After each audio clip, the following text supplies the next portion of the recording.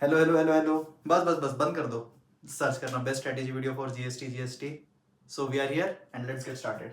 तो after prediction for किसका direct tax का हो गया था, मैं इसमें पिन कर दूंगा उसके इसके साथ में। एंड एडवांस अकाउंट का हमने पूरा पेपर पैटर्न देख लिया था as per the trend analysis. So today we are here with the most scoring subject of group 1, that is GST. So let's get started. So again for new students जिसे नहीं पता है, DT and GST 50-50 marks का आता है, जिसमें 15 marks के MCQs DT के होते हैं, 15 मार्क्स के एमसीक्यूज जीएसटी के होते हैं। 15 मार्क्स के एमसीक्यूज जो जीएसटी के होते हैं उसमें दो केस स्टडीज आती है, case study 1, case study 2 and दो इंडिविजुअल क्वेश्चंस आते हैं for 2 marks and 1 mark each. तो 6-6 मार्क्स की केस स्टडीज आएगी। इसमें क्या आएगा ये हमें नहीं पता, but we can prepare it on portal, जो हमारे आईसीआई के पोर्टल पे एमसीक्यू प्रैक्टिस सेशंस होते हैं, हम आपसे प्रैक्टिस कर सकते हैं। एंड कंसेप्चुअल क्लैरिटी, बस यही कहूंगा, एमसीक्यूज में 20 टारगेट करना हर बार की तरह, तो हमारा स्कोर थोड़ा सा बूस्ट हो सकता है। बट एमसीक्यूज में ही टाइम डिवोट करना नहीं, हमें डिस्क्रिप्टिव संभालना है क्योंकि डिस्क्रिप्टिव पास कराएगा। Let's get started. सो सबसे पहला क्वेश्चन होता है question number 5 in section A होता है हमारा डीटी। सेक्शन ए हमारा होता है डीटी का, सेक्शन बी हमारा होता है जीएसटी का। तो अभी हम जीएसटी की बात कर रहे हैं। तो जीएसटी के सेक्शन नंबर ए में जीएसटी के क्वेश्चन नंबर क्या बोल रहा हूँ मैं, हाँ ठीक है, जीएसटी में क्वेश्चन नंबर जो 1 होता है, जो होता है क्वेश्चन नंबर 5, इसमें सबसे इसमें ये होता है कंपलसरी क्वेश्चन, ये होता है 15 मार्क्स का।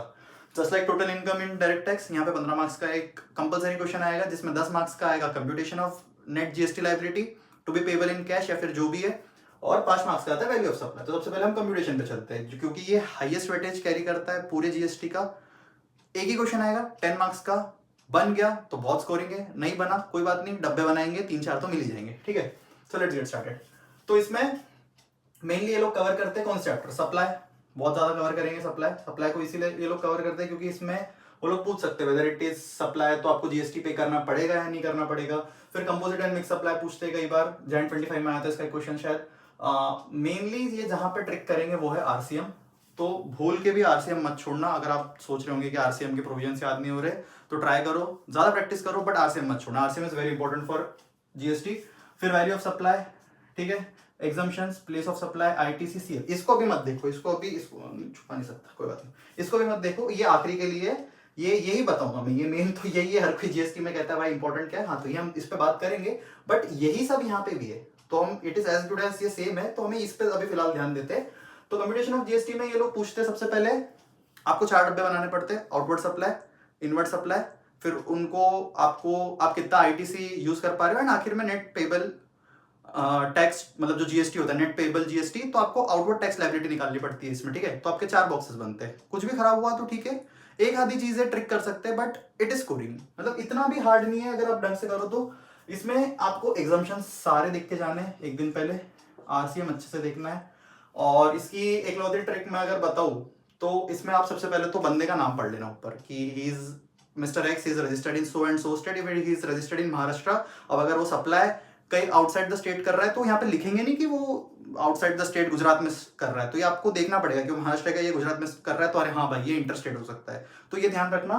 और उसके बाद में कंपोजिशन लेवी के भी टर्म्स आ सकते हैं इसमें, एग्रीगेट टर्नओवर वाले, एंड आईटीसी तो बहुत ज्यादा इंपॉर्टेंट है क्योंकि इसका एक अलग से टेबल बनेगा इसमें, ठीक है। Again let's summarise, computation of GST का 10 मार्क का क्वेश्चन आता है, इसमें आपको नेट आउटवर्ड जीएसटी लायबिलिटी निकालनी पड़ती है। इसमें ये सारे चैप्टर्स कवर होते हैं, supply, composite, RCM, value of supply, exemption, place of supply, ITC and composition. ये as per the trend analysis है पिछले 4 अटेम्प्ट का, इनमें से प्रोविजंस आ रही है, इसीलिए मैंने इनको समराइज कर दिया है, क्योंकि मेरे लिए एबीसी एनालिसिस करना वो टफ हो रहा था, क्योंकि सारे चैप्टर्स इंपॉर्टेंट है, मैं सिलेक्टिव होने बिल्कुल भी नहीं कह रहा हूँ, अगेन सेम दैट।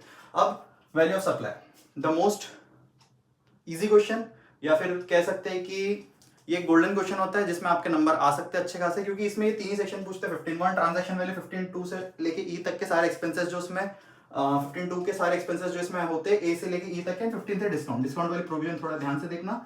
इसमें आपको वैल्यू ऑफ सप्लाई बताना पड़ेगा, तो इसका प्रेजेंटेशन ऐसे कर सकते हो, जो पर्टिकुलर वो है आइटम है वो, उसके बाद में उसके नोट, एंड उसके बाद में उसका अमाउंट, ताकि जो आपको नहीं लेना है वहां पे आप स्लाइटली डैश कर दो, आखिर में आप उसकी नेट वैल्यू निकाल सकते हो।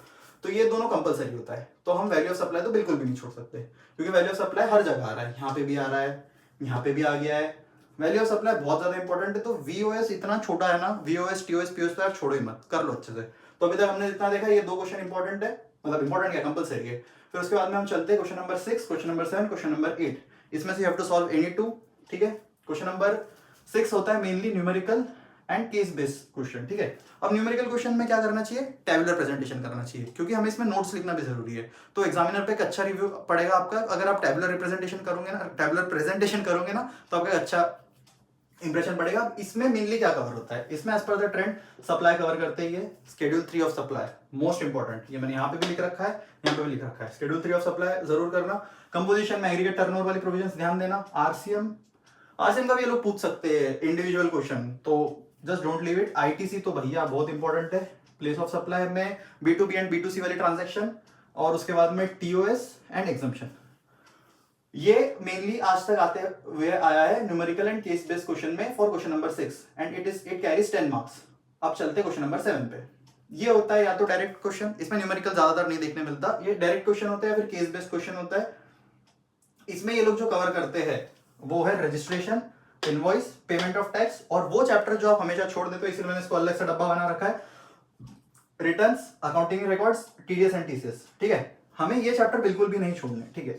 आई नो बिल्कुल मन नहीं करता है आखिरी के चैप्टर से, छोटे छोटे से, but they are scoring to be honest, बहुत छोटे, एंड नंबर अगर देना चाहे तो अच्छे यहाँ से देके चले जा सकते हैं। So don't just skip this chapters, instead कर लो, थोड़ा थोड़ा कर लो, बट कर लेना यार, इन्हें छोड़ना नहीं बिल्कुल भी, उनमें भी विचारों में जान होती है, ठीक है। उसके बाद में रजिस्ट्रेशन हमें करना ही है, इनवॉइस हमें करना ही है, पेमेंट ऑफ टैक्स हमें करना ही है। ये mainly as per the trend बैठेगा डायरेक्ट क्वेश्चन में, या फिर इसकी ना केस पूछेंगे। रजिस्ट्रेशन में जो 20 लाख और 40 लाख वाली लिमिट है, एक्सटेंडेड थ्रेशोल्ड वाली जो स्टेट्स है और जिसमें नहीं लगते वो, फिर उसके बाद में जो 10 लाख वाली है वो, हाँ ठीक है। रजिस्ट्रेशन हमें बहुत अच्छे से करना है। उसके बाद में इनवॉइस, पेमेंट ऑफ टैक्स, ये मेनली क्वेश्चन नंबर 7 में देखते। नाउ आखिरी क्वेश्चन जो शायद ही लोग अटेम्प्ट करते हैं, बट ओके, इसमें ये लोग ज्यादातर ना डायरेक्ट पूछते हैं। क्वेश्चन नंबर 1 जो इंट्रोडक्शन का होता है ना, ये हमेशा आप छोड़ देते हो ना, तो इससे भैया एक क्वेश्चन ना बहुत बार आया है, लाइक इट्स 50% प्रोबेबिलिटी कि अगर इसमें आप जाओगे तो इंट्रोडक्शन का आपको एक क्वेश्चन तो दिखेगा। हर बार कुछ ना कुछ पूछते, 3-4 नंबर के लिए थोड़ा मोटा पूछ लिया, NRTP CTP की प्रोविजन भी पूछ लेते हो, पहले चैप्टर पे नहीं है बट पूछते हैं उसमें। अगेन इसमें जो क्वेश्चन आज तक दिखे वो है सप्लाई से, वैल्यू ऑफ सप्लाई से, ईवे बिल से, इनवॉइस से, RCM से एंड अकाउंटिंग रिकॉर्ड से। तो जो ये चैप्टर्स है ना, ये गंदे गंदे चैप्टर्स जो आप जिसको गंदे गंदे बोलते हो, e-way bill, accounting records, returns, TDS TCS, छोड़ना मत, जरूर करना, क्योंकि ये अगर गलत हुआ तो कुछ नहीं मिलेगा। आखिरी में अगर आपके कंप्यूटेशन ऑफ नेट लायबिलिटी खराब है ना तो कुछ नहीं मिलेगा, बट इसमें प्रोविजन के नंबर मिल जाएंगे। तो अगेन से ये चैप्टर्स कम इंपॉर्टेंस के, बट जरूर करना, क्योंकि ये ठीक है MCQs में उतना मतलब इंपैक्ट नहीं डालते, बट छोड़ने लायक तो बिल्कुल भी नहीं है, ठीक है। अभी तक की summary, question number 1 will be important मतलब question number 1 will be compulsory, उसमें 10 मार्क्स का कंप्यूटेशन ऑफ GST आएगा, 5 मार्क्स का वैल्यू ऑफ सप्लाई आएगा। Question number 6 numerical plus case based आएगा। क्वेश्चन नंबर 7 डायरेक्ट या केस बेस्ड आएगा, और क्वेश्चन नंबर 8 मेनली डायरेक्ट आएगा। You have to do any 2 from this is compulsory. Now the most important part of this video are priority chapters, जो maximum MCQs cover करेंगे, जो question number 1 computation वाला cover करेंगे, and जो question number 6 and 7 जो मैं solve करने कह रहा हूँ बेसिकली वो कवर करेंगे। तो हमें ध्यान देना चाहिए प्रायोरिटी चैप्टर्स कौन से, TOS की प्रोविजन, RCM वाली टाइम ऑफ सप्लाई की प्रोविजन ज्यादा ट्रिक करती है, फॉरवर्ड चार्ज में, ठीक है, RCM में ध्यान रखना। प्लेस ऑफ सप्लाई बहुत इंपॉर्टेंट है, वैल्यू ऑफ सप्लाई बहुत इंपॉर्टेंट है। देखो कहाँ पे आ रहा है ये, TOS यहाँ है, TOS यहाँ पे आया, कहाँ पे आया भाई, TOS यहाँ पे भी आ सकता है, TOS यहाँ पे भी आता है भाई, यहाँ पे भी ये लोग डब्बा पूछ लेते हैं TOS का, सॉरी फॉर द हैंडराइटिंग। और उसके बाद में यहाँ पे तो काम का ही है TOS, ठीक है। प्लेस ऑफ सप्लाई तो बहुत ज्यादा इंपॉर्टेंट है, यहाँ पे भी है, यहाँ पे भी है, और ठीक है यहाँ पे भी होगा। सप्लाई का शेड्यूल 3 अगेन सेइंग। एग्जाम्पशंस तो भैया बिल्कुल मत छोड़ना, इसके कुछ 168 to 170 exemptions I guess if I am not wrong, और कुछ सर्कुलर है। सप्लाई के सर्कुलर जरूर करना, वो एक्ट ऑफ फिलॉन्थ्रोपी वाले जो भी है वो बहुत बार ये लोग पूछ सकते हैं, तो ये सब बिल्कुल नहीं छोड़ने हमें। एंड RCM तो बहुत ज्यादा इंपॉर्टेंट है भाई, RCM में डर लगेगा आपको, ठीक है, 2 से 3 बार रिवाइज करो, जिस दिन पेपर है उस दिन सुबह रिवाइज करो, बट RCM मत छोड़ना। Registration, payment of tax, composition leave, इसका स्क्रीनशॉट आप पहले ही ले लेना वीडियो के, क्योंकि मैं तो पता नहीं क्या कर देता हूँ, बट ठीक है।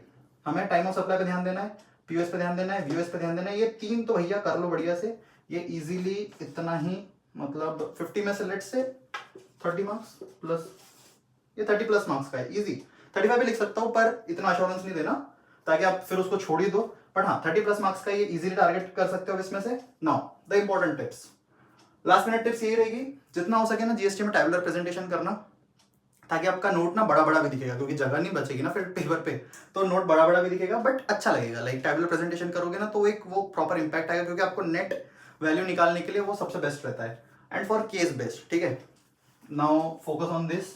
फॉर केस बेस्ड ना मस्ट फॉलो ये वाली स्टेप।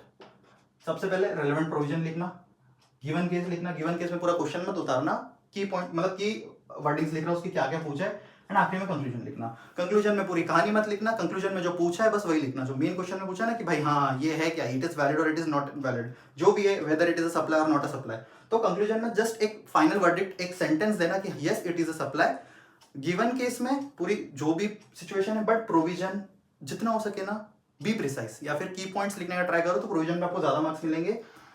आईजीएसटी तो एक ही जगह पे, अगर आपको सेक्शन याद है तो वेल एंड गुड, वरना आईजीएसटी सिर्फ वहां प्लेस ऑफ सप्लाई में अंडर आईजीएसटी, बाकी सबके लिए कुछ नहीं आ रहा ना, under CGST act, under CGST act जरूर लिख देना।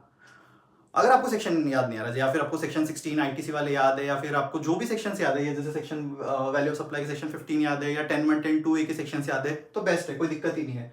And if confident then start with GST portion first and provide notes for every question, ठीक है। अगर आपके पास कॉन्फिडेंस है ना, but please don't devote maximum time in GST, क्योंकि आपको डीटी सॉल्व करना है और वो बाप है भाई डीटी बहुत वास्ट है, तो वो बहुत ज्यादा टाइम लेगा।